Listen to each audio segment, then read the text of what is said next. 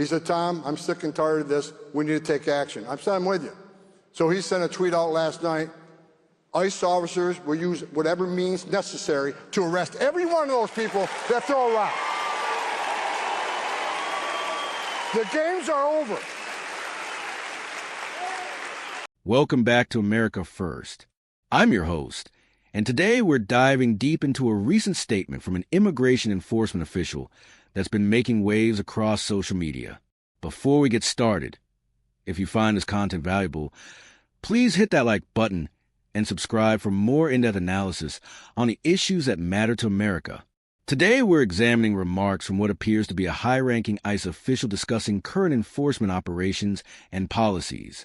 This gives us a unique window into how immigration enforcement is being conducted and the challenges faced by both enforcement agencies and communities across the country.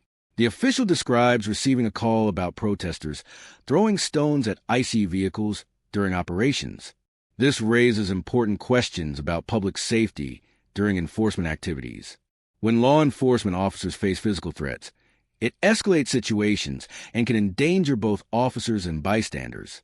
The response mentioned using whatever means necessary to arrest those throwing objects, which reflects the tension between maintaining officer safety and managing public demonstrations.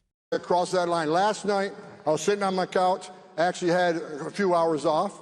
I got a tough boss, he don't give me a day off. Last night I'm sitting on the couch, my phone rings. POTUS. He's watching TV and he saw the stones being thrown at ICE vehicles while they're departing an operation. He said, Tom, I'm sick and tired of this. We need to take action. I said, I'm with you. So he sent a tweet out last night. ICE officers will use whatever means necessary to arrest every one of those people that throw a rock. The games are over.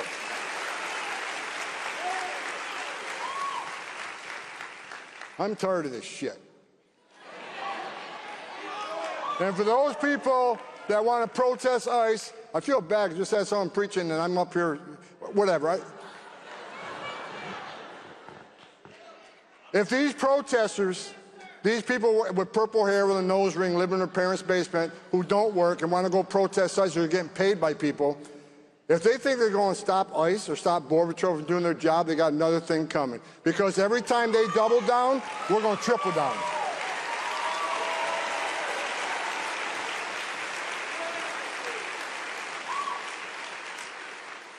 I had 1,000 protesters at my house about a month ago. Good for them.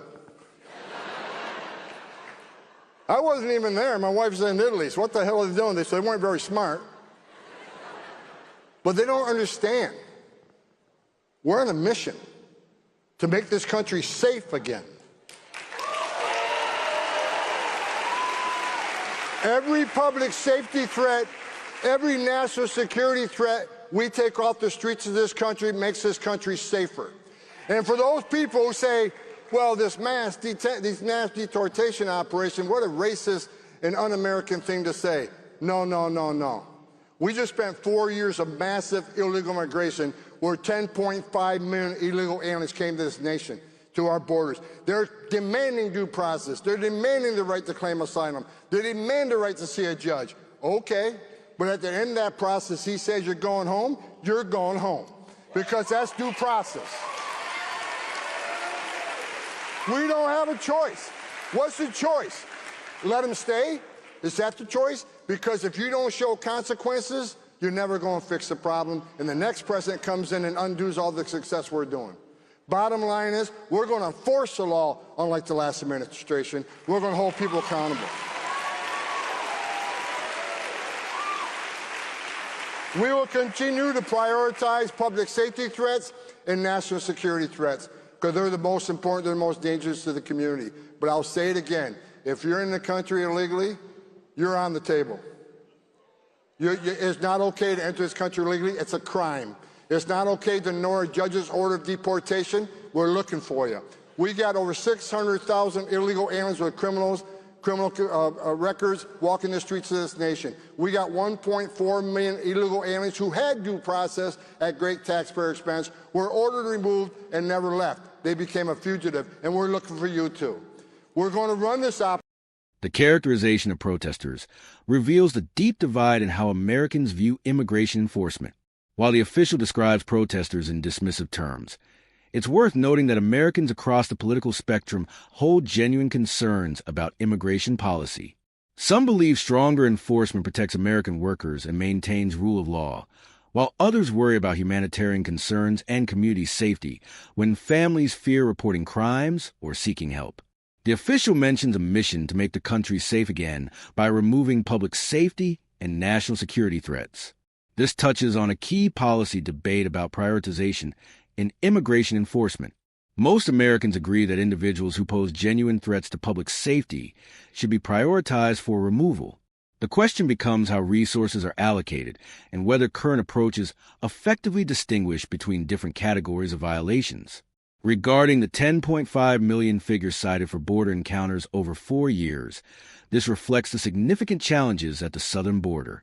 These numbers include both asylum seekers going through legal processes and individuals who cross illegally.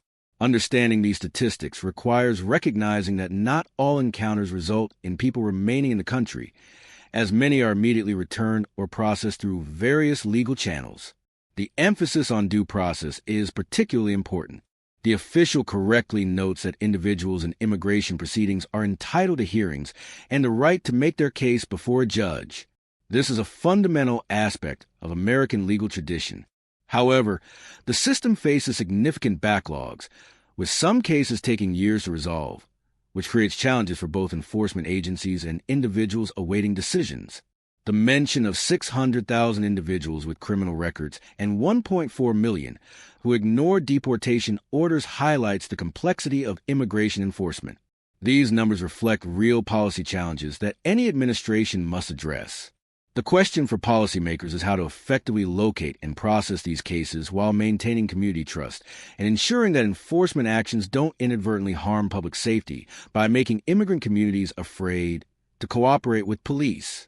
The enforcement approach described reflects a shift toward broader immigration enforcement compared to previous policies that focus primarily on recent border crossers and individuals with serious criminal convictions.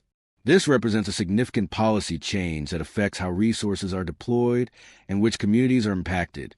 From a practical standpoint, the effectiveness of any enforcement strategy depends on several factors, including available resources, community cooperation, and the ability to process cases through the immigration court system. The current system faces capacity constraints that affect how quickly cases can be resolved. The heated rhetoric surrounding these issues reflects genuine concerns on all sides. Supporters of stricter enforcement worry about rule of law, economic impacts, and security concerns.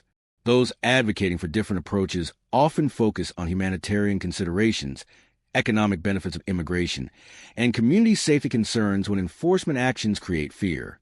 What's clear is that immigration enforcement involves complex trade-offs between competing priorities. Effective policy requires balancing enforcement of immigration law with maintaining community trust, ensuring due process, and allocating limited resources effectively. Moving forward, Americans will need to have honest conversations about what immigration enforcement should look like in practice. This includes discussions about resource allocation, prioritization of cases, and how to maintain both border security and community safety in immigrant communities. The challenges highlighted in these remarks reflect broader questions about American immigration policy that will require sustained attention from policymakers, communities, and citizens regardless of political affiliation. Thanks for watching today's analysis. What are your thoughts on these enforcement challenges? Let me know in the comments below, and don't forget to like and subscribe for more content examining the complex issues facing our nation. Until next time, this is America First.